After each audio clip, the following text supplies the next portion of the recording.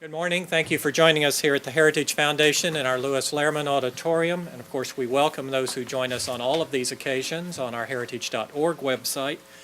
Would ask our in-house guests to make sure cell phones have been turned off as we prepare to begin. And of course, our internet viewers are always welcome to send comments or questions at any time, simply emailing us at speaker@heritage.org. And we will post the program within 24 hours on our homepage for everyone's future reference. Hosting our discussion today is James Roberts. He is our Research Fellow in Freedom and Growth in the Center for International Trade and Economics. His primary focus is the production of Heritage's annual Index of Economic Freedom. He also studies economic and political issues in Latin America and Europe, as well as development assistance and nation-building issues. Prior to joining us at Heritage, he served in the State Department for 25 years at several U.S. embassies. Before entering public service, he was a financial analyst at Ford Motor Company. He also served in the U.S. Navy Reserve from 1982 to 93. Please join me in welcoming Jim Roberts. Jim? Thank you. Thank you, John. Thanks very much. Thank you. Well, I'm looking forward to this event today. We have an excellent set of speakers. In the latest edition of our Index of Economic Freedom, the 2013 edition, and our chief editor, Ambassador Terry Miller, is with us, along with others from the staff, Brian Riley and Anthony Kim, notably, and Ryan Olson. We have a chapter in this edition about this subject, property rights, as being the solution to the resource curse, the oil curse, the problem of resource-rich countries being controlled by often non-democratic, rent-seeking regimes, and those countries then experience stagnation and suboptimal economic growth. Now, in the paper, we were kind of skeptical of conditional cash transfer solutions, but we want to have a discussion about that issue as a solution, as part of the property rights assertion by the people to help to establish what are really the long-term solutions for these countries, which are adherence to the core principles of economic freedom, limited government, decentralization of power, privatization of especially mineral resources, ownership, and protection of all property. We have sort of winners and losers in the article. Among the losers are Bolivia, and we have someone from Bolivia today on the panel, Venezuela, Zimbabwe, and Nigeria. But the winning countries are ones that actually have different sorts of political and economic governance regimes, but they all have something in common. They all protect private property. Chile, Botswana, and Norway are ones that we looked at in our paper. So to help us think through all of these issues, we're delighted to have Todd Moss, Vice President for Programs and Senior Fellow at the Center for Global Development. Todd is a graduate of Tufts University and has his master's and PhD from the University of London. At the Center for Global Development, Todd is in charge of fundraising and relations with external partners. In addition to those duties, he directs the Emerging Africa Project. His work focuses on U.S.-Africa relations, financial issues facing Sub-Saharan Africa, including policies that affect private investment, debt, and aid. He's currently working on cash transfers in new oil economies and new ideas for structuring U.S. development policy and the future of international development assistance. In the past, he's worked on Nigeria debt, Zimbabwe's economy, and the Africa Development Bank. Todd was the Deputy Assistant Secretary of State in the Bureau of African Affairs from May 2007 to October 2008. He joined the Center in 2003, previously working at the World Bank, advising the chief economist for Africa. He's also been a lecturer at the London School of Economics and also an analyst in the Economist Intelligence Unit, which we draw upon that wisdom in our index. Assistant Director of U.S. Policy Programs at the Overseas Development Council, and he is an adjunct professor at Georgetown. In addition to the book that he will be discussing today, The Governor's Solution, the oil-to-cash scheme in Alaska and how it could be applied to developing countries, he's also written Adventure Capitalism, Globalization, and the Political Economy of Stock Markets in Africa. So Todd, it's a real honor to have you join us here at Heritage today, and we look forward to hearing from you. Thanks, Jim. Please. Great. Well, thank you. Great to be here back at Heritage. Look, I want to talk about two big, mega, powerful trends going on in development, and then throw out one, what I believe to be a powerful new idea. Big trend number one is that it's not just a few countries having major resource windfalls. It's actually becoming the majority of poor countries. If you look, if I had a map of Africa and we looked around the coastline, virtually every country with a coast has had a major oil or gas find in the last 18, 24 months. Almost everybody. Even some of the landlocked countries are. Throughout the South Pacific, major gas discoveries, same for Latin America. The geology, the new technology, high oil prices, and then the dynamics of discovery mean that this is not an anomaly, it's going to continue. So the one well offshore Ghana, the Jubilee field, provided all kinds of geological information. So everybody started looking, east, west, and south of there, and lo and behold, they're starting to find things. Those discoveries will beget other discoveries. So I think that we are not, this is not a blip. This is actually the front end of a major expansion in oil and gas discoveries across the developing world. And so there's a very real and very pressing policy decision for these governments, which is, what the hell do we do? Now, we know that, I don't know about you, I actually did get together with my neighbors the other day, and we all chipped in money and played for this $600 million lottery. I would love to win the lottery, and I'm pretty sure if I won $600 million, I would spend it well. But I also know that if I did that, my brother's going to call me, friends are going to start to call me, the relationship with my wife, with my everything that was normal for me comes under intense pressure. And I still think I could handle it, but we know that the literature of lottery winners is that more often than not, they end up worse off. The statistics are against lottery winners. Now that is also true for countries. Countries face tremendous political and economic pressures. Even if they expect it, they still face these massive pressures when they get hit with these big windfalls. And they are turning to the international community to say, what should we do? And we have some answers for them. We have an answer, set up a sovereign wealth fund. We have an answer, publish your budget. We have an answer, build strong domestic institutions. Get civil society involved. These are all good answers, but they're totally, totally inadequate for the task of what is about to face these countries. I won't go through all the things that could happen that are bad for countries when they get hit with windfalls, but we know that there are bad macroeconomic effects in terms of instability, export concentration. A country like Ghana has been slowly building an economy based on gold and cocoa for 125, 150 years. Within 3 years of oil production starting, oil exports were greater than gold and cocoa combined. Now that is going to have a massive shock to the economy, to the politics of Ghana, to everything. Ironically, statistically, very high rates of poverty in resource-rich countries. A country like Nigeria earned about $400 billion between 1970 and 2000 from oil exports, and at the same time, the average Nigerian became poorer. Corruption, much higher correlation with corruption with natural resource dependence. There's very good work by Michael Ross out at UCLA looking at the effects on democracy. We tend to see countries that are resource dependent that have these windfalls as more authoritarian.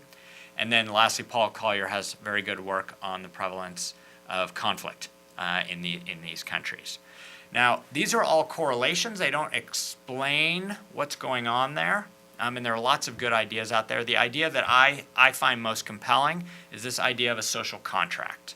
There's a relationship between a citizen and his government, and that relationship at its core is a simple bargain. Citizens give up certain rights, and they receive certain services in exchange. You pay taxes, you get police services.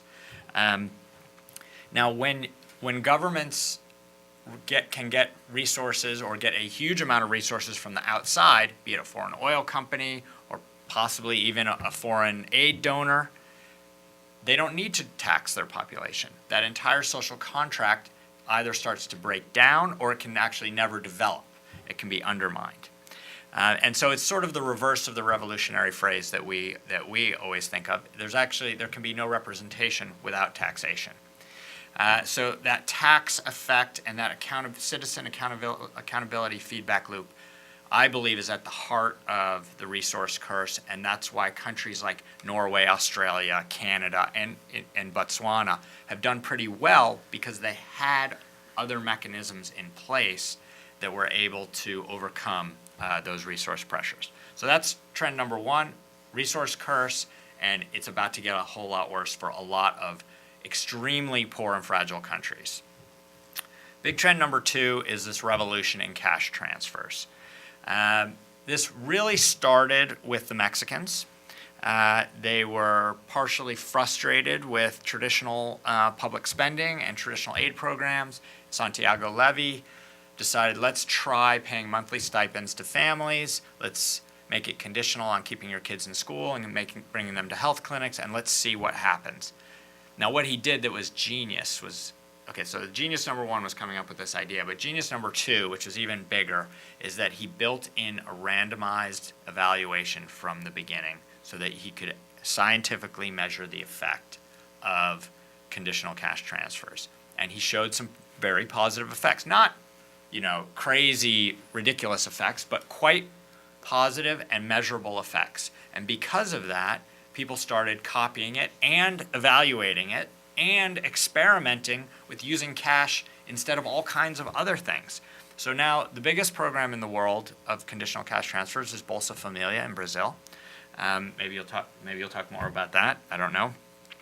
We're now seeing it in huge countries like India and, ironically, Iran, which are removing inefficient subsidies toward things like fuel and replacing those with much more efficient and better targeted cash transfers.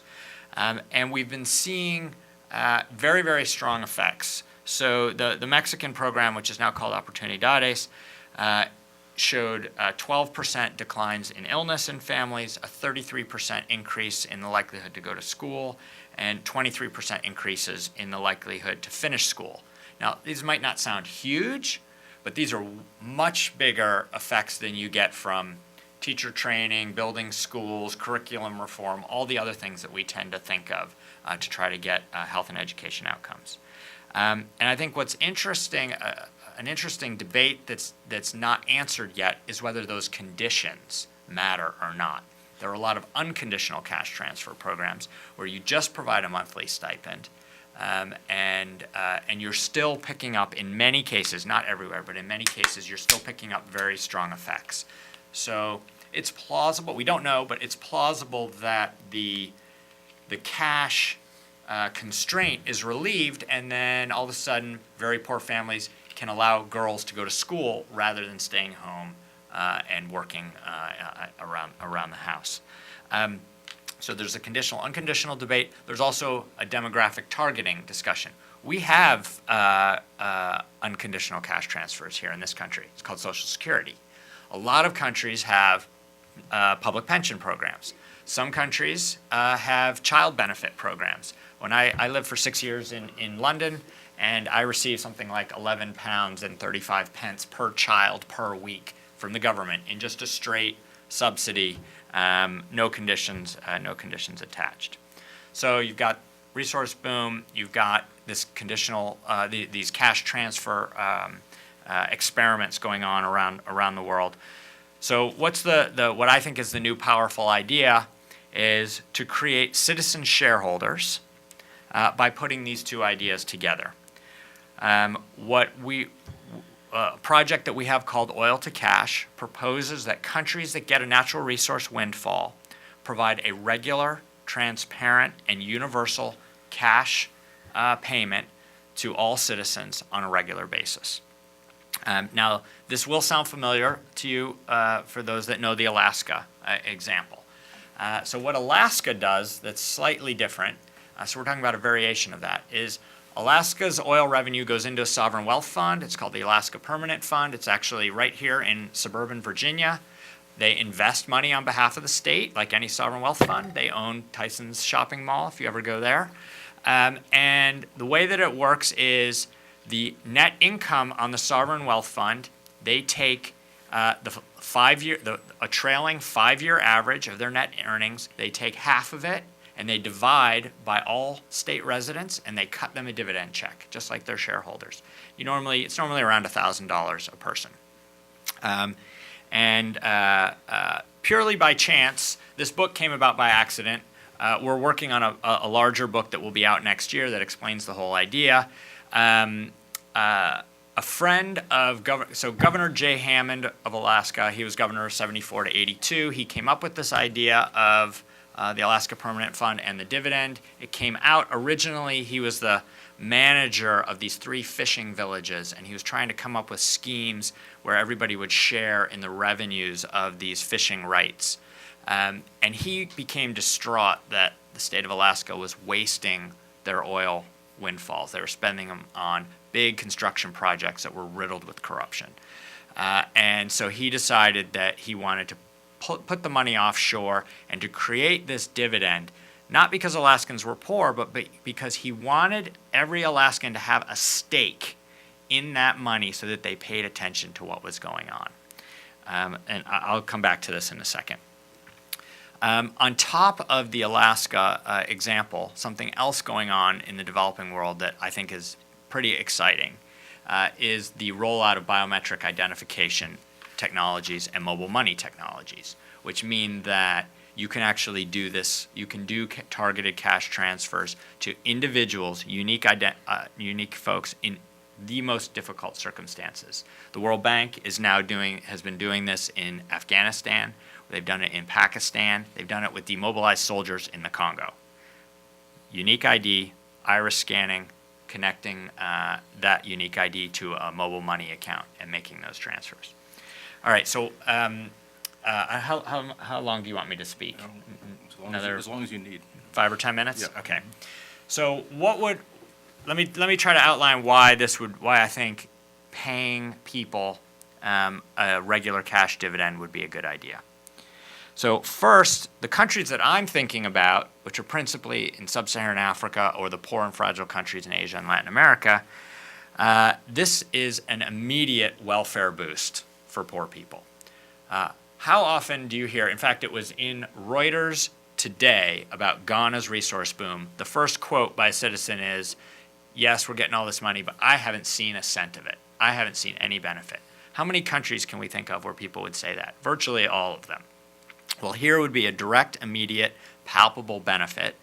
And let's say you targeted it at, let's say it was 10% of the poverty line. Even if it was small. In most countries, the poverty line is around $1 a day. You're going to pay the equivalent of 10 US cents a day. That's a 10%, one-time 10% boost to their income. There's virtually no other intervention that you could design to help give people a permanent 10% income boost. You just couldn't do it, right? So an immediate welfare boost. That's one. It's good for the poor. It's good for equity. A lot of these countries have intense social pressures. They have fissures along either ethnic, regional, religious lines. If this was universal, it would be a way to bind the country together. And all countries have mass regional inequalities, and this would be a way to try to equalize and get everyone around this unified idea of citizenship. It also would create incentives for the citizens to hold their governments accountable. This idea of a citizen shareholder. This is Jay Hammond's idea in Alaska. I did Alaskan Public Radio about 2 months ago. And I do NPR here all the time in Washington, and most of the questions, frankly, are pretty goofy, right? The questions I got from Alaska Public Radio were incredibly sophisticated and detailed questions about management of the tax structure and the sovereign wealth fund, and they have these other funds for receiving lawsuit proceeds, and the questions were unbelievable. It was a very impressive example of public engagement on arcane fiscal issues. I think Jay Hammond would have been proud. So I think it does create incentives for accountability. It also creates incentives for the government to create a fair and equitable tax system. So the countries that I'm worried about, nobody pays personal income tax. It's all distorting indirect taxes, trade taxes, or other kinds of taxes that people don't realize they're paying, which are distorting, but also there's no bond there. If you're paying a hidden sales tax or a hidden trade tax, you don't know that that money is yours. You don't know that it's going into the treasury. There's none of that connection. However, when you are, I mean, do you all remember your first paycheck, that shock of seeing your federal withholding taxes? All of a sudden you're saying, what the hell is all this money? Where is that going? That shock is what you want to create, and you need to you need to create an incentive for the government to build that tax system. And then there's a final benefit, which I think of as the Amartya Sen benefit, which is that Amartya Sen did not believe that development was about building bridges or making poor people wealthy. He believed it was about giving people individual freedom to make choices about how they live their lives. And I think this idea that you're going to put cash in the hands of poor people and allow them to choose how they use those funds is an incredibly powerful idea from the perspective of individual liberty. And I think that we've seen surveys about how poor people manage cash and they're actually, when you live at the edge of survival, you get pretty clever about how you use those funds.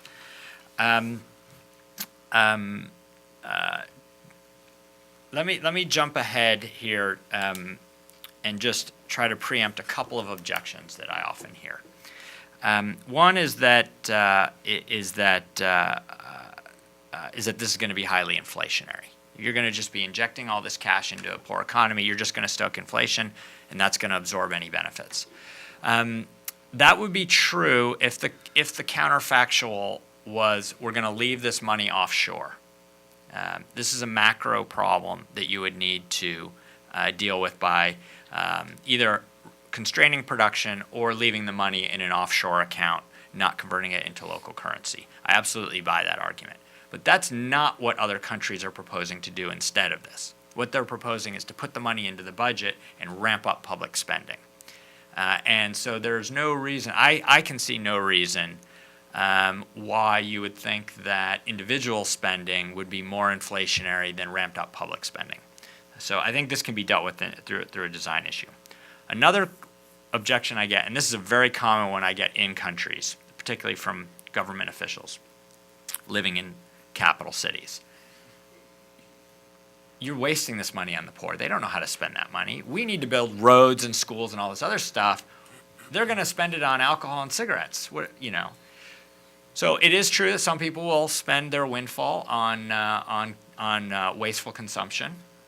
But actually the data shows, and this is where Mexico has been extremely helpful, the data shows that most poor people actually spend money extremely well. And in particular, poor families that get a little bit of extra cash, the first thing they buy, the first thing tends to be improved nutrition for the family. Like instead of having meat once a month, you have meat twice a week. And that kind of consumption, which an economist would call that consumption, when you're talking about people whose nutrition is affecting their future, you're actually investing in future human capital, right? So I actually think this is exactly the kind of consumption we should be fueling with this kind of thing. Another objection is that you're going to create incentives for people not to work. They're going to just stay home, cash their checks, and not work. This is actually a big worry of ours. You absolutely would not want to distort the labor market through this. We have fallen back on evidence from Latin American programs which have tended to try to target something on the order of 20% of the consumption levels of people that live below the poverty line. So if you assume everybody who is poor lives at the poverty line, you could target it at 20% of the poverty line. That seems to be the kind of sweet spot where you're getting the benefits. 20% is pretty good, and enough that people would pay attention, but not so much that somebody would choose not to work. And I do think if somebody was going to choose not to work for 20% of the poverty line, there's some other problem going on there that is not going to be fixed through this. And then the last big one, and this is really a challenge to us trying to promote this idea and promote analysis of this idea, is the politics are too tough. What politician in their right mind would ever do this? And that's correct. And we do need to think, we have been trying to think about opportunities where this could happen. We've got a couple of scenarios where this might be popular. Certainly opposition parties would be a natural target. The lead time between discovery and actual payout is very long, particularly on mining contracts. So there are a lot of people who will be political leaders when the discovery is made, but will not be leaders when the money arrives. That's also, if you can find a leader that wants to bind their successor, that's also an opportunity. And I do think we can appeal to vanity here. I don't think that President Obiang of Equatorial Guinea has any interest in this, but he is trying to name a UN prize after himself. If you called it the Obiang dividend, maybe he would think about something like that. I don't know. And then let me just end by saying that actually components of this are already happening in a way. So in Bolivia, which I hope we'll hear about, they have a program called Renta Dignidad, which is the dignity pension.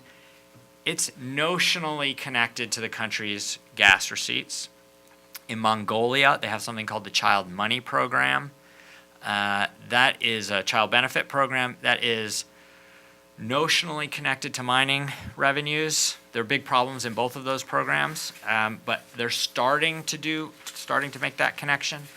And we've gotten a lot of interest from groups in places like Venezuela, Ghana, Uganda, Tanzania, Nigeria, Papua New Guinea, East Timor, Liberia, and Iraq.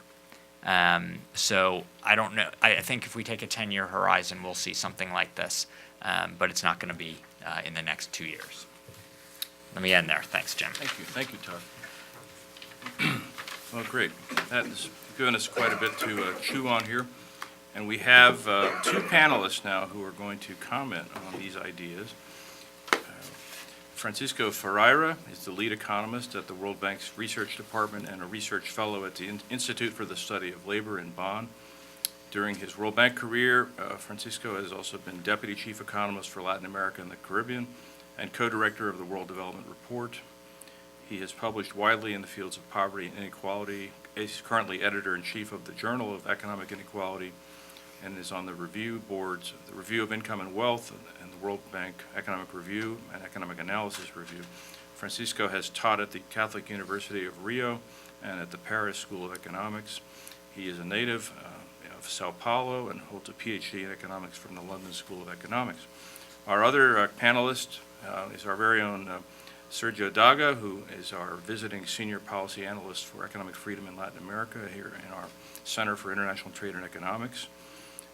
Sergio is a part of the inaugural class of the Atlas Core SIPE think tank Links Fellowship, and he focuses on government cronyism, the morality of capitalism, bureaucracy, and how bureaucracy and red tape undermine entrepreneurship in Latin America. Sergio is Director of Research and a founding board member of the Políticas Públicas para la Libertad, or POPOLI, a leading think tank in Santa Cruz, Bolivia, that promotes public policies based on the principles of economic freedom, rule of law, human rights, and state subsidiarity.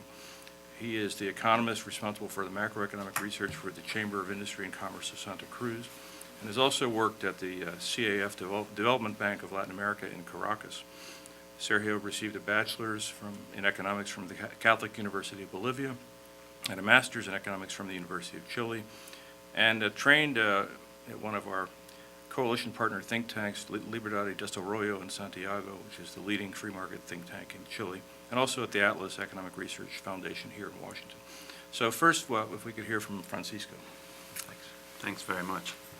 So I'm hoping that the idea in inviting me wasn't that I was going to provide, lively debate by arguing against Todd, because I really like his idea very much. So my comments that I sort of summarized here were based on reading a paper that is a precursor, I think, to these books, which is this CGD paper that he has on oil to cash. And on that, just to sort of pretend that I have some arguments with him. I'm going to make two little quibbles, but then I'll sort of go to some bigger points in which I mostly have agreements, but then I have some questions as well. So the first quibbles is on these two trends that he outlined for us: the resource discoveries and the transfers, which I think are there. They're clearly trends and so on.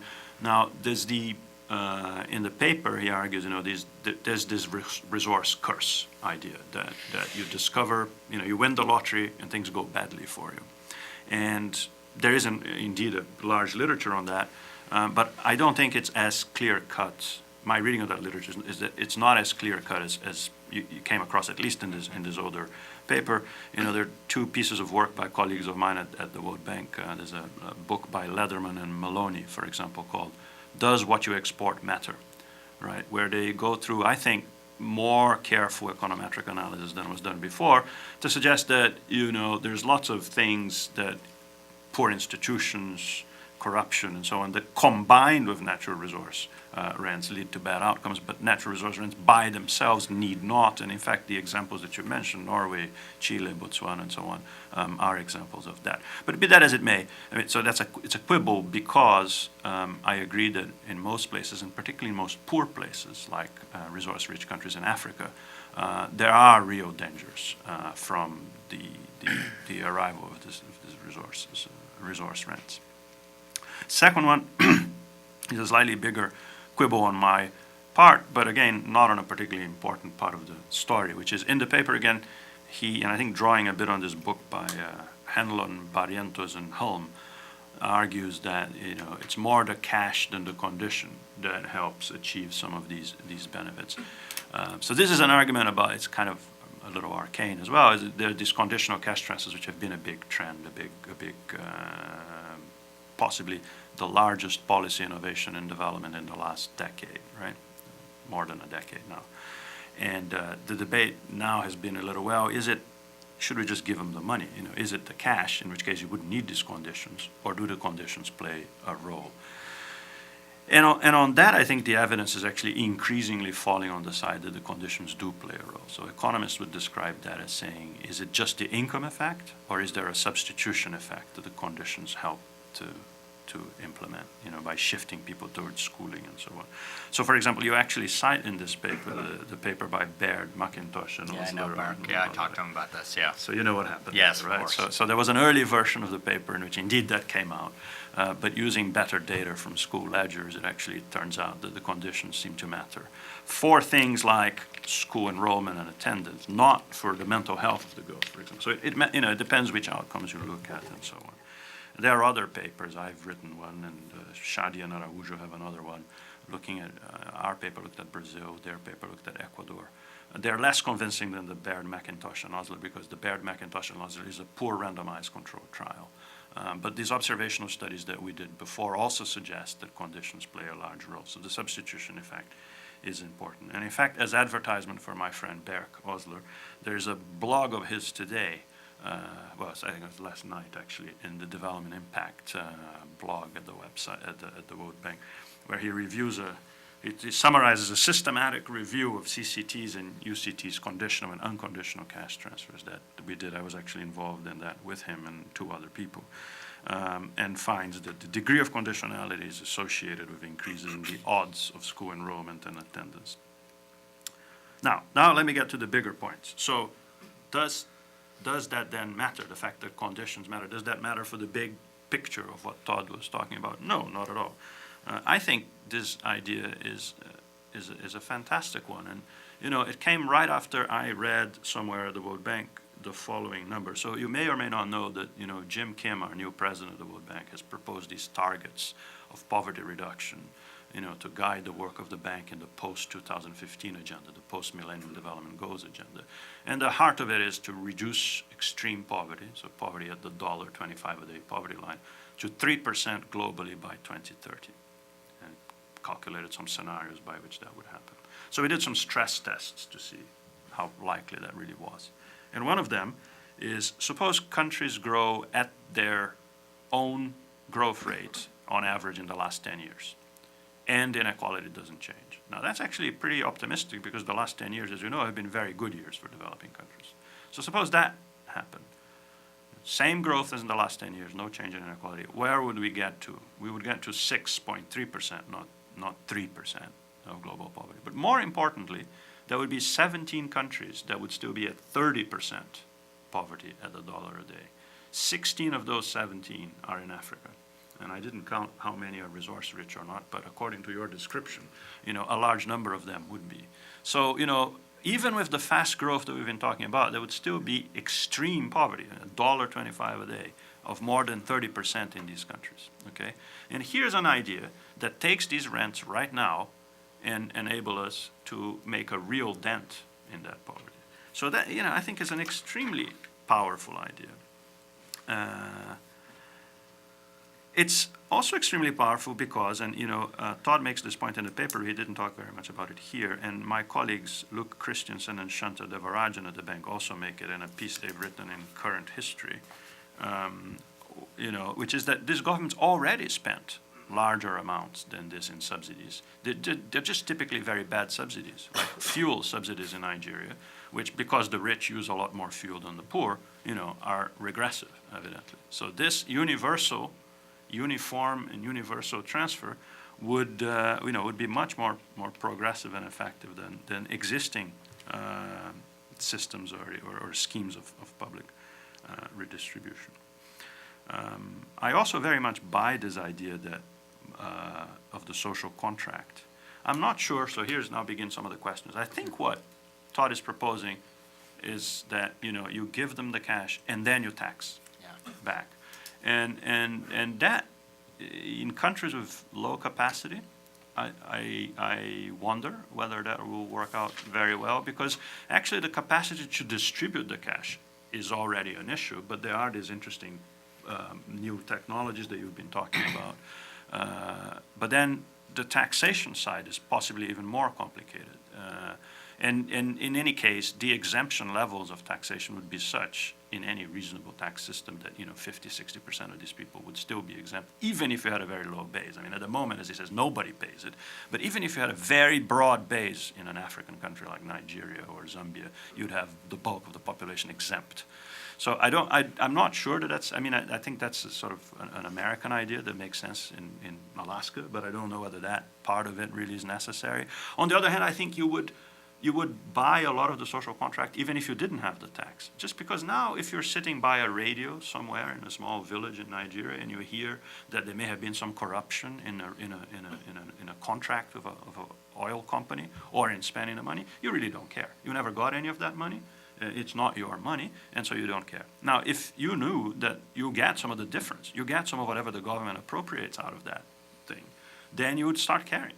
And so I think even without the tax back, you would already have this sort of social contract strengthening element of it. Now, obviously, that would need to be studied more, but I think it's a possibility. Finally, again, I'm doing the opposite of what the discussion should do. I'm sort of agreeing with you everywhere, but you can't complain. This idea that people misspend the money, right? So, there's a lot of evidence, as he says. He already talked about the nutritional stuff. So there really is a lot of evidence from CCTs that people spend money on more food and better food. There's also a paper, though, that you might, I don't know if you probably know it, but you might like to add, which is this Gertler, Martinez, and Rubio. So Paul Gertler out of Berkeley and Martinez and Rubio in the AEJ Applied Economics last year, 2012, which finds that, in fact, not only did Oportunidades provide an incentive for people to invest in their human capital, which was the idea, but some of that money is saved and spent in physical capital and in little projects and so on. So they find that agricultural income in the treatment group increased by almost 10% after 18 months of benefit, suggesting that there were cross investments from the transfer to other things, which is very much in the spirit of this. And that, of course, there are no conditions associated with that, so that would work with unconditional transfers as well. So let me close just on 2 or 3 little questions. So on the details of this. So one is, I do think we did a report on commodities in the LAC region when I was there in the World Bank. And the kind of basic framework for me is the following. So if you have non-renewable natural resources, the process of administering it is fundamentally about replacing that natural capital that you're depleting with some other capital stock. That's the name of the game. And so that capital stock can be infrastructure, it can be education, it can be the sovereign wealth fund.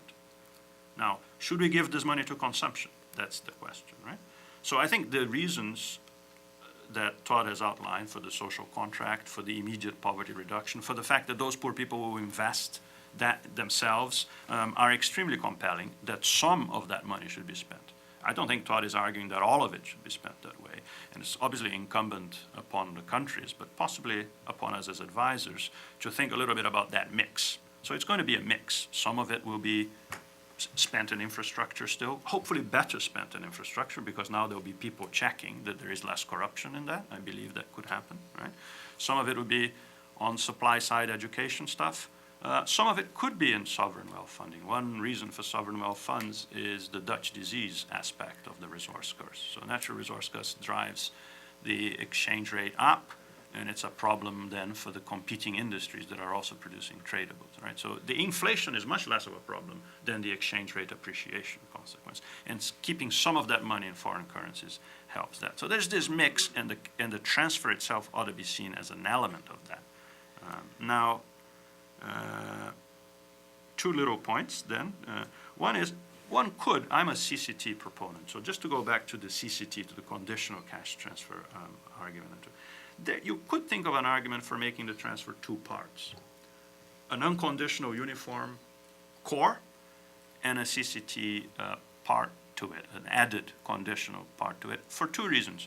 One, that would help investment. That's a sort of, you could think of that, because of the substitution effect, as part of the investment in education, which is another form of capital. It's human capital. So it fits into that scheme of replacing the natural resource capital with other kinds of capital, including human capital. And since some of it will come to the supply side, you could try to do what Santiago Levy and others did in Mexico, which is to try to merge the supply side and demand side interventions to achieve certain things. The other little thing I have is, I don't know what your thoughts are on that, because I didn't read on the paper, but some people view that this transfer, so Christians and Devarajan suggest it should be universal to all, including children. I am not sure about that. I'm actually worried about the sort of possible fertility incentives of this. I mean, if it's universal and you could have a kid and get an extra, $1 or so next year, you probably would. Birth rates are still very high in Africa, probably too high, so I'm not sure I'd want to add to that. Now, people's discount rates being what they are, if you make it for people that are 15 and older, you'd already get, I think, rid of that problem to a large extent. So I would suggest an age cap on the universality of that thing. I think I'll end there. I think it's an extremely powerful idea. I think Todd should be congratulated for it. I think if we move in the direction of getting one or two countries to pilot this in Africa, it could have an enormous demonstration effect, similar to the one that Mexico and Brazil did with the CCTs. Sergio. Well, thank you very much. I would like to thank Jim for this great opportunity, and let me say that I feel privileged to share this panel with Todd and Francisco. And what I want to do now, I'm going to make some short comments on the Todd's presentation. I would like to play the role of the devil's advocate here, because I see you guys pretty much agree on everything. Yeah. But I would like to, and then I would like to talk a little bit about a specific cash transfer program that a colleague and I studied in Bolivia a few months ago, and we actually had the privilege to publish our paper in this new book sponsored by the Atlas Economic Research Foundation. It's in Spanish, but I think hopefully we can have it in English sooner. Rich natural resource countries face an important question. Should they redistribute the revenues among their citizens, or should the government in these countries be the one entitled to manage these revenues and use them in the provision of public goods and social policies to create the so-called protection nets? This question becomes even more critical when in some countries a large part of their population live in poverty. A growing number of developing countries have initiated cash transfers as a response to poverty, and these programs are showing some impressive results. Todd Moss has said, beyond serving as a powerful and proven policy intervention, cash transfer may also mitigate the coercive effect natural resource revenues often has on governance. I strongly support these policy implications. However, I might add that the success of cash transfers program depends heavily on the institutional environment of each country. The same policy design that worked in Alaska may not work in, for instance, in crude oil exporter country in Central Africa like Chad, despite the massive flow of aid from the World Bank, United Nations, and International Monetary Fund. Typically, in countries with weak institutional environments in terms of high level of corruption, low level of investors' protection, a lack of transparency, and so on, these kind of reforms need a stronger compromise from reformers. But sadly, these reformers are part of an elite that rule the country and obviously are less likely to execute reforms in the right way.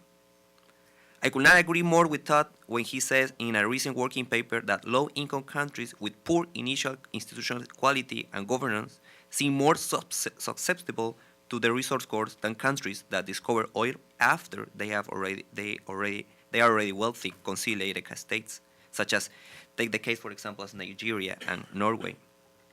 I believe the keystone of the cash transfer scheme explained by Todd is that it could restore the social contract, and it lays in the idea that the state, once the revenue is transferred to citizens, can collect taxes out of these cash transfers. This will make citizens be more willing to increase leverage and incentives to exert pressure on public policy, monitor the incoming revenue, the management of resources, and how it's distributed. However, I might add that these actions should not be generalized to the whole population. I think the enforcement of the social contract from citizens' point of view will depend on how much the natural resource revenue represents on the family or individual total income. The larger the ratio, the greater the incentives to exercise a more control on revenues. This will create a smaller size of constituencies in terms of the whole population, and the state could be tempted to not manage well natural resources. In the scheme proposed, and for most of the countries that Todd mentioned, cash transfers from natural resources depend heavily on international prices. Having said that, in most of the developing and emerging economies, individuals tend to be more risk adverse, and therefore consumption as a macro aggregate and also at a micro level is less volatile than in advanced economies. This means that in any negative shock in income levels, let's say for a reduction in natural resource prices that will automatically reduce the amount of the revenue, might induce individuals or families to take resources from the future. This is borrowing money, at the expense of probably diminishing its level of welfare. And this could be more severe in the case of poor households. An alternative to cash transfers is creating special saving funds. Todd, in one of his working papers, says that in practice, the success of special funds depends on political arrangements. Pretty much, he says, creating a saving fund in and of itself doesn't change the underlying political economy of the state. The government, he adds, can change the rules about use of saving funds when it pleases. I couldn't agree more, and I would like to add that these kind of policies are actually being debated inside the International Monetary Fund missions to some rich natural resource countries. Special offshore saving accounts, such as one that Chile has, may be a good idea for meeting certain objectives, but it forgets the political economy behind it and the temptation always present from politicians to use it differently. Now, I would like to talk for about 3 minutes about a special cash transfer program developed in Bolivia that belongs to the conditional cash transfer schemes, that Francisco and Todd has now discussed about the conditional part or the unconditional part of it. So I will talk about a conditional cash transfer scheme specifically. It's mostly funded by natural resource revenues from the state-owned company in Bolivia and the state-owned mining company in Bolivia that has just recently nationalized. In theory, these programs provide cash target to the poor to encourage certain behaviors. Basically, what it does, it gives money to certain individuals if they in advance made some investment in human capital. You guys already mentioned that, health, education, and so on. I will argue later on that the apparently success of some conditional cash transfer programs rely on the rigorous evaluation of the programs, which have tended to show some positive effects on reducing poverty and inequality, for example. But too little have been said about the bad incentives and the dependency some programs are creating. In Bolivia, in 2006, President Morales instituted the Juancito Pinto bonus. This bonus was meant to encourage parents to send their children to school.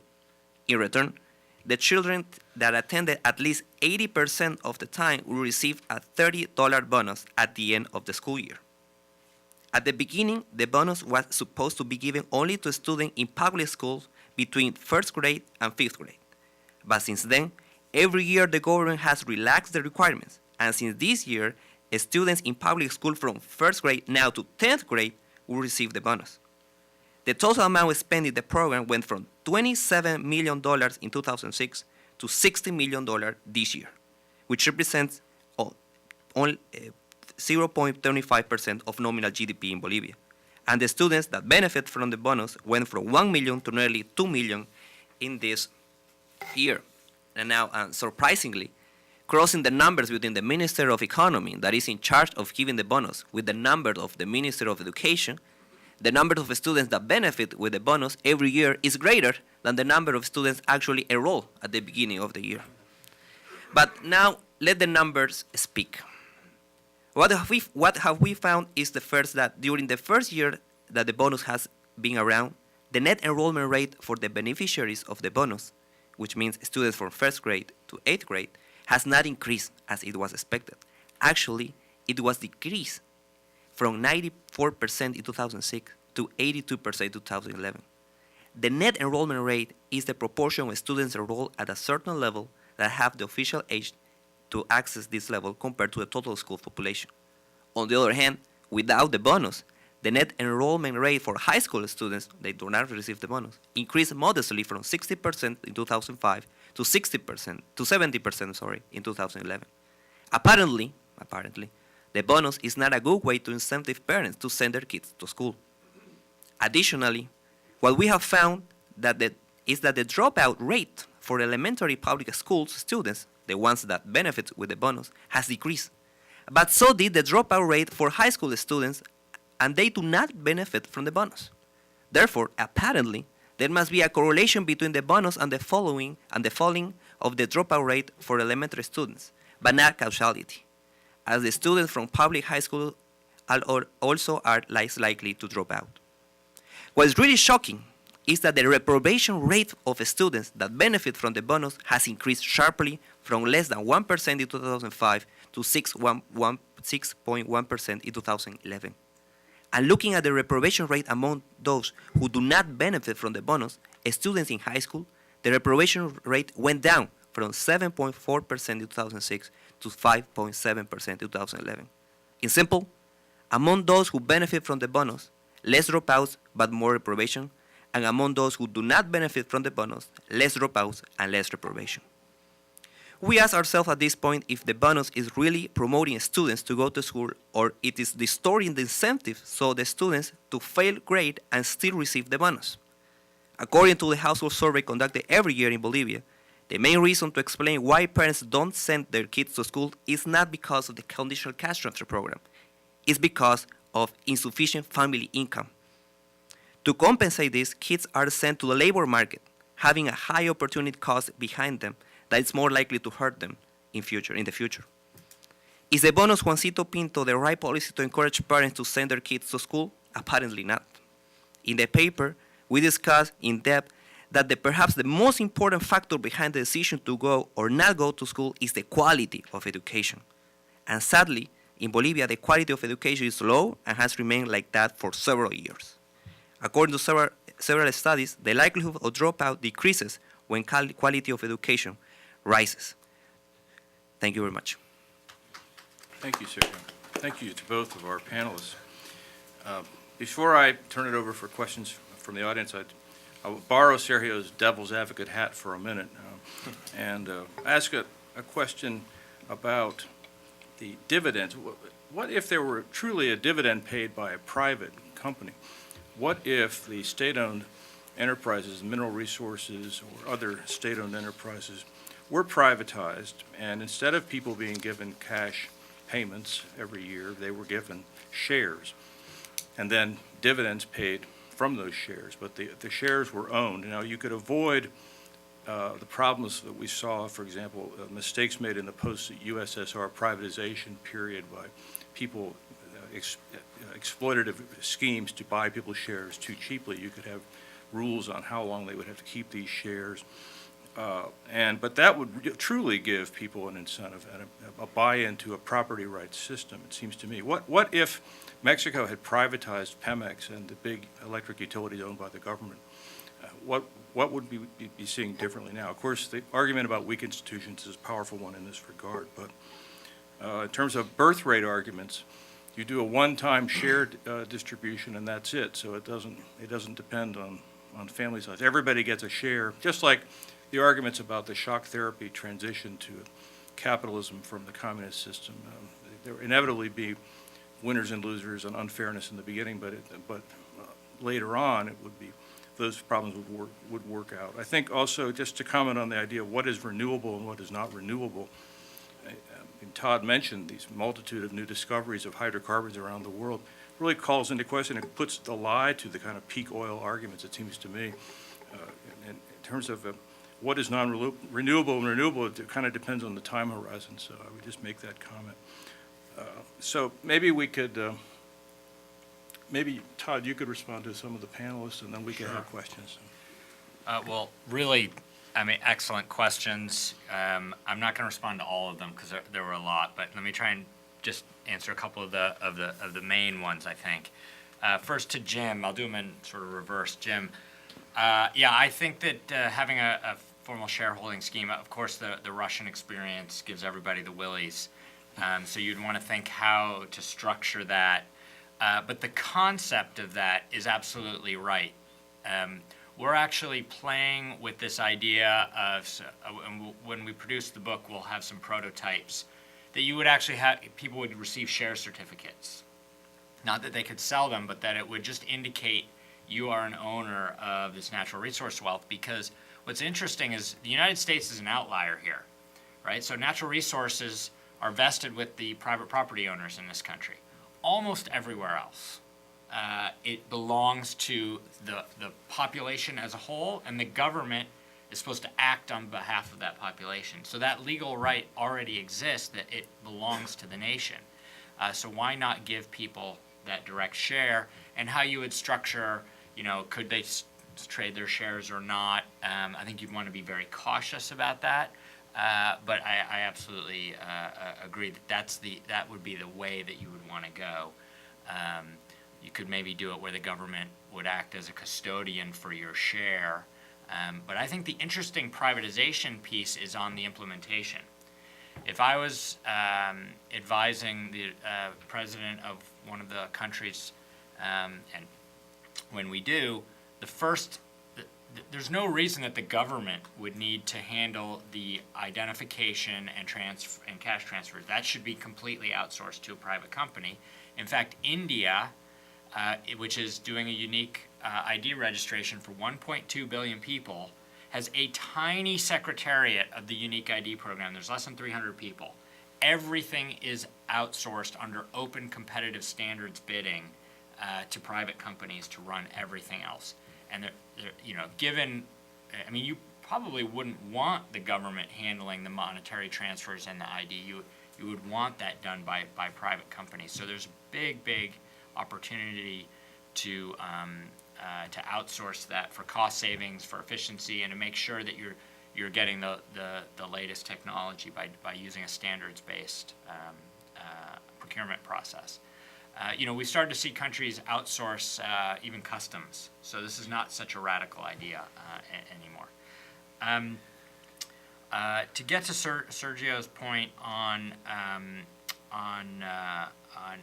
what could we learn from this schooling bonus, so first I would say that the decision for a family to keep their child out of school. I don't think there are many families that are unaware of schooling opportunities.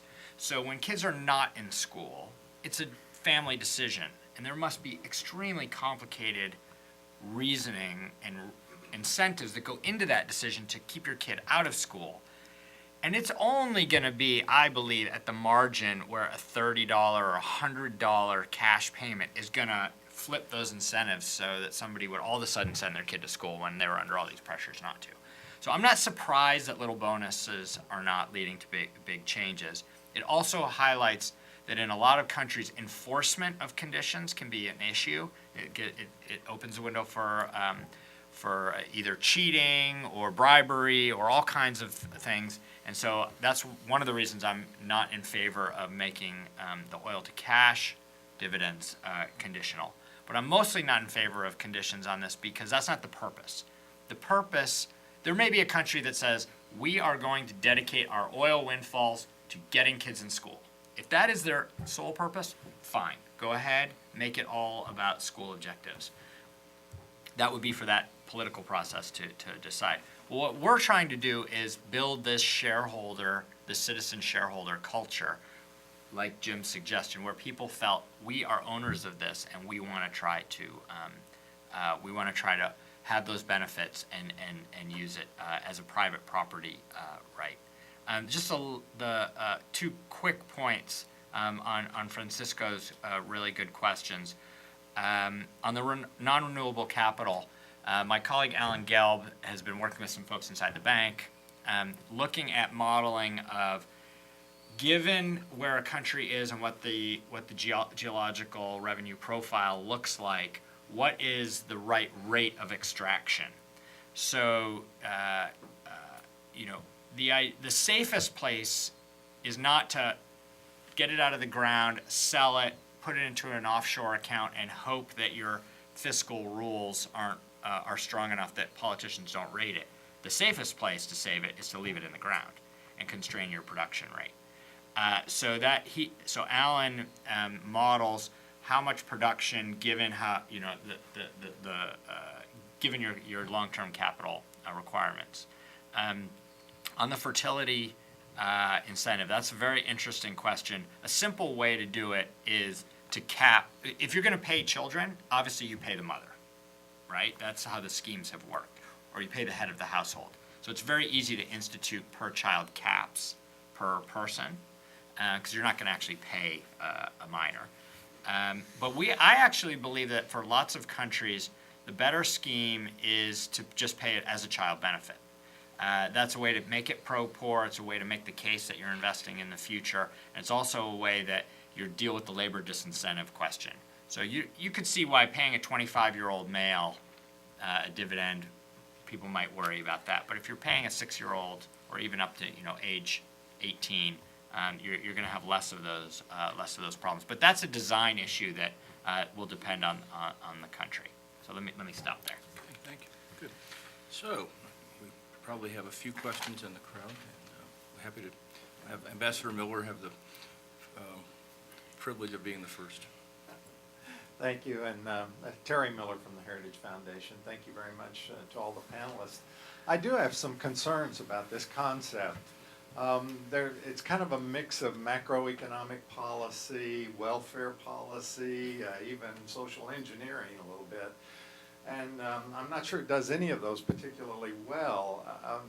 It's a bit like when I'm listening to it, I hear what sounds like a bit of a socialist nirvana being described. We have the government ownership of the means of production. We have these cash transfers to everybody in the society that makes everyone a ward of the state in effect. If you make those transfers conditional, then you've got the social engineering aspect where the government is manipulating behavior of the citizens by paying them, or you could think of the citizens even as working for the state in that situation. And I just don't see how this, the missing element is anything that turns this into capitalism or a free market society. I think Jim Roberts in his question about issuing shares maybe starts to go in that direction, and yet Todd, you said, well, we'd have to be very careful about not letting people sell those or transfer them. Well, if you don't have the right to sell it, you don't really own it. It's not a property right at that point. So is there any way you could build into this scheme some true aspect of property ownership so that people have a chance actually to become capitalists and not be trapped in this kind of socialism in which the government controls everything? Todd? You want me to take that? Okay. You're right. We are kind of melding macroeconomic management with social protection, and it's because, in effect, we're trying to draw evidence from all of these concerns that people have had.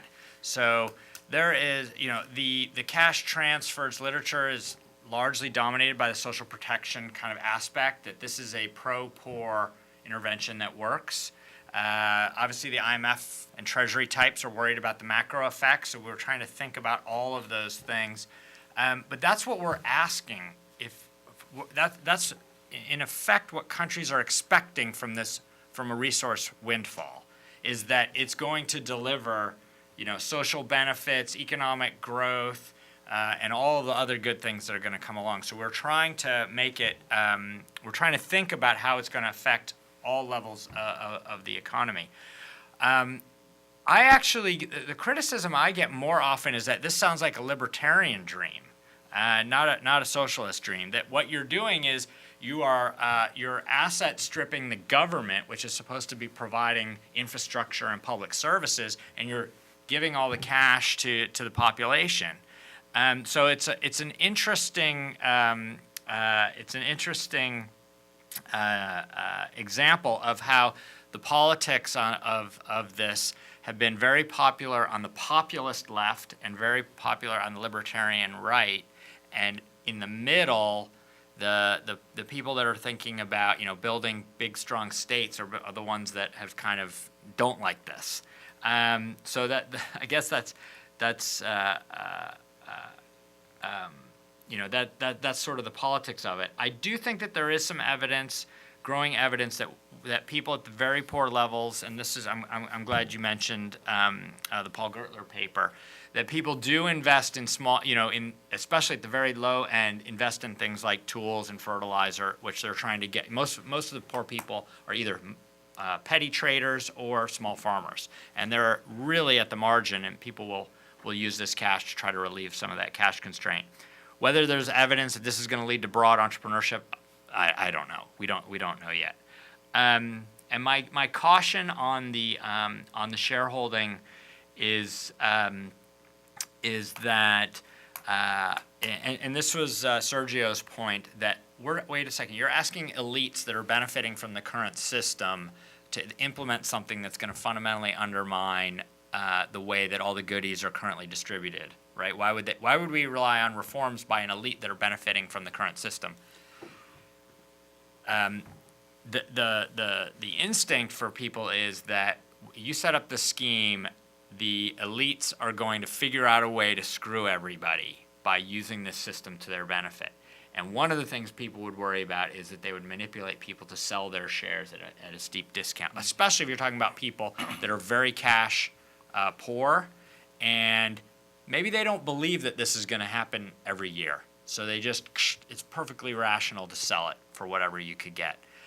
So I think that's the issue that we'd want to make sure that that you weren't setting people up to be to have the benefits captured by elites like the subsidy programs have been. Okay, thank you. That's maybe Gonzalo first. Yes. Please identify yourself further. Sure. I'm Gonzalo Schwartz with the Atlas Economic Research Foundation. I have two short comments and one question. My first comment, personally, I'm from Uruguay, from Latin America. And in terms of these programs, both CCTs or UCTs, what a recent study by a think tank that we partner with in the country has shown is that almost 80% of the income of people or poor people come from either one of these programs. So if you receive a CCT, it's not exclusive that you wouldn't receive a UCT. So if you add all those programs, the poor receive 80% of the income. So if the 20% threshold that you mentioned wouldn't be enough, 80% is like, if people would thinking, for the extra 20%, why would I work 8 hours a day? So they end up doing other things and working in more informal sector, and some kids end up more in crime, which is a very serious problem in Uruguay. And in terms of that as well, I also remember that, Todd, you mentioned that you wouldn't know that it's difficult for politicians to accept these type of programs. But what we've seen in Latin America is actually the opposite. That all the populist governments have wanted to do these programs just because people end up associating these conditional cash transfer to whatever president it is. So I think in Bolivia that's the case. In Venezuela, it's has been the case for quite a few years.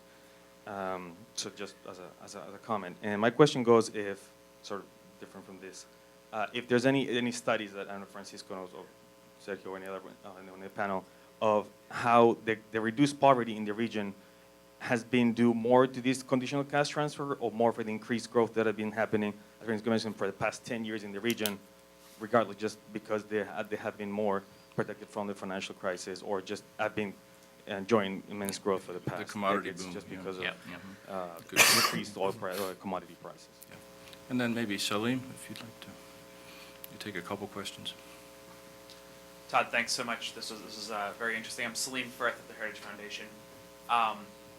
One thing that strikes me, and this is a comment, is that this probably will look very different in a middle-income country like Iraq from how it would look in most sub-Saharan African countries. I think that's something worth thinking about.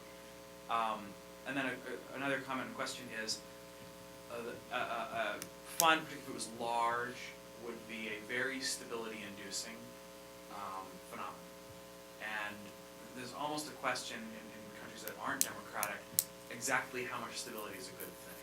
So I think of Iraq and I say, wow, they could really use a little extra stability, and rather than having the politicians sending their people to war and blowing stuff up to try to get a bigger share of oil revenues, if those were paid out just to the citizens, there'd be a big incentive to not blow things up. Whereas in maybe Equatorial Guinea, I'm not sure I want more stability. And I think that's an interesting question. Maybe you can speak to one or two of those ones. Does anybody else have one before we do this? Will be the last round. Okay, so if all three panelists, speaker and panelists, could comment on those questions. Anybody?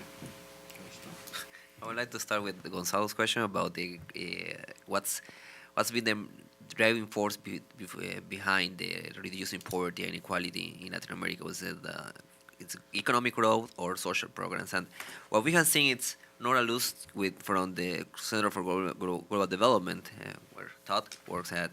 She is the manager of a new and very important program called Equity. And what they do, they have analyzed all the social programs in the last 10 years, and they have found that actually in Chile, all the reduction in poverty and inequality has been, the driving force has been the economic growth and not social programs in Chile. But you have some other countries, for example, in Mexico and in Venezuela, that actually social programs have been the driving force behind the reduce of poverty and inequality. What I will think is that you have two different institutional environments in those kind of countries. And it depends on this actually very important issue to determine whether economic growth should be the driving force behind reducing poverty and inequality or social programs. Okay. Francisco? Okay, so on the same question, there's two ways you can look at it, it seems to me. One is just statistically, is it growth or redistribution, right? So statistically, changing poverty must be the sum of two effects, a change in the mean or a change in the shape of the distribution. Now, that's not really how the policies work, but just statistically. So we did a study recently on mobility and the rise of the middle class in Latin America. And that we looked both at the middle class and at poverty reduction. And the answer there is, for poverty reduction, it's about 2/3 economic growth, 1/3 redistribution. But redistribution here is just the change in the shape of the Lorentz curve, right? The change in the distribution. It's not actually government redistribution. So 2/3 growth. For rise in the middle class, it's actually 3/4 growth and 1/4 redistribution. Now then you can look a little, that's the statistical way. Then you can look a little at the economic mechanisms playing out. And there again, in most countries, I would have said the bulk of the inequality reduction has actually been driven by changes in the labor market. In particular, declines in the skill premium, right? So more people with secondary schooling, the returns to secondary schooling relative to primary schooling fall, tertiary less so, but there are fewer people there, so there's this kind of labor market effect here, both from more schooling and falling returns, which has been the driving force. Having said that, social protection changes, which are CCTs, but also other things, social pensions, non-contributory pensions of various kinds, which you might think of as UCTs. Those things have contributed between a quarter and a third. I mean, less so, perhaps less so in the case of Chile, but on average between a quarter and a third. It's important. That says two things. It says growth in the labor markets are the fundamental thing that are going on, but it also says social policies are doing something in the right direction, which they never were before in this continent. So I think there's something to be said for that as well. It's a nuanced, it's a nuanced picture. I just want to, if I may, echo one little thing also that Todd said on Ambassador Miller's question about capitalism, and that is again to go back to this Gertler paper. I think by giving people cash, which they then partly save, you're giving them capital. And that's making capitalists out of them in some way, in a small way, and in a way that's perhaps for easily manipulatable and illiterate people, perhaps a little safer than some of the share things. Now, I don't want to be paternalistic. I think people ought ultimately to have the right to decide what to do with their property in all cases. But again, the experience in transition countries suggests that you want to phase that in. So, And Todd, you have the last word. All right. So that's a good question, Gonzalo. I do think that's one of the magic things about randomizing these experiments, and cash transfers for all kinds of reasons without conditions. It's very amenable to experiments. So you don't want to just do a before and after data study, because then you have no idea what's driving it. But if you're able to get a group of people and then randomly select treatment and control groups, then you can actually measure whether it's macroeconomic changes or what's going on. So I think that we're pretty confident that some of the intervention effects are because of the randomization, that's what you're picking up. But I also think that it's interesting that even though I'm drawing lessons from these social protection, poverty reduction, education incentive schemes, that's not the fundamental purpose. What we're trying to do is build incentives for accountable government. It's wonderful that you could get these anti-poverty effects, but this is not an anti-poverty campaign. It is about trying to create citizen shareholders that will have some mechanism and incentive to hold their governments accountable, because the countries we're worried about have wholly unaccountable governments, and to the extent they are accountable, they tend to be accountable to external actors rather than their own citizens. So Salim's question on middle-income and low-income countries, absolutely right. We are trying, to the extent possible, to be specific where we can, but really trying to talk about general principles. How that would work, it depends so much on the particular country conditions. Obviously, Iraq and Sierra Leone, two countries we're looking at, completely different development problems, social and economic structures that you'd want to deal with, and really they have different objectives of public policy. So we're trying to stick with this, build a mechanism for accountable government, and how you design it will differ a lot, absolutely. So stability, I think stability in Equatorial Guinea, what maybe we mean by that is external people, we might want to have a disruptive political system there. Perversely, I believe that if Obiang implemented a citizen dividend scheme, it would make it more likely that his regime would last longer. From a political perspective, that's a bad outcome. But it depends on if you're wearing a national security long-term hat or you're trying to wear a development hat. I don't know. And then I just want to end on one last point, which partly comes from Francisco's question, is how are these countries going to tax? How are they possible? It's hard to do that. And this is where I think this is a little bit of a positive free rider situation here. So it is very, very difficult and costly, politically, logistically, to set up national tax systems. And most countries do not have that. However, to implement a national dividend system like this, you would need to uniquely identify all citizens, and you would need to build a financial system, could be private, doesn't have to be public, a financial system that links every one of those IDs to a financial account, and you have to have a way to transfer money from some authority to each of those individuals and know that they're going to that pipe. So you've created this pipeline to push cash out to every unique individual in a system. Well, once you've built that pipeline, now you've got an ID number and you've got the pipeline. There's no reason you can't come the other way. So you actually could build the plumbing of a national tax system on the back of this. And it is the idea, I should have brought the prototype cards, that maybe, I don't think you want to exempt anybody. I think you want everybody in the tax system, even the poorest people. But I would be okay if for the first 5 years, it was the tax was withheld from your dividend. Let's say it's $50 a person. Everybody receives $40, but they get a card or something that's very clear that you got 50, but we withheld 10 as your tax. And I could imagine that in some countries, majority of the population, that would be the only tax they would pay. But that would start to build that sort of tax culture, and people would start to get it. Like, okay, $10, it was mine. Now it's gone back to government. And then if the government comes back later and says, oh, by the way, on top of that, we want 10% of your other income or whatever it is, that expectation would have already been built, and the system for doing it would have already been there. So I'll stop there. Okay. Well, a very interesting conversation about important and consequential issues. I'm sure we're going to continue to grapple with. I know you have a book coming out, an expansion of this book, and Francisco and Sergio, I know, are writing about this. So hope we can have a future discussion. Before I let you go, please accept copies of our index out to our visitors. Thank you. And please join me in thanking our speakers.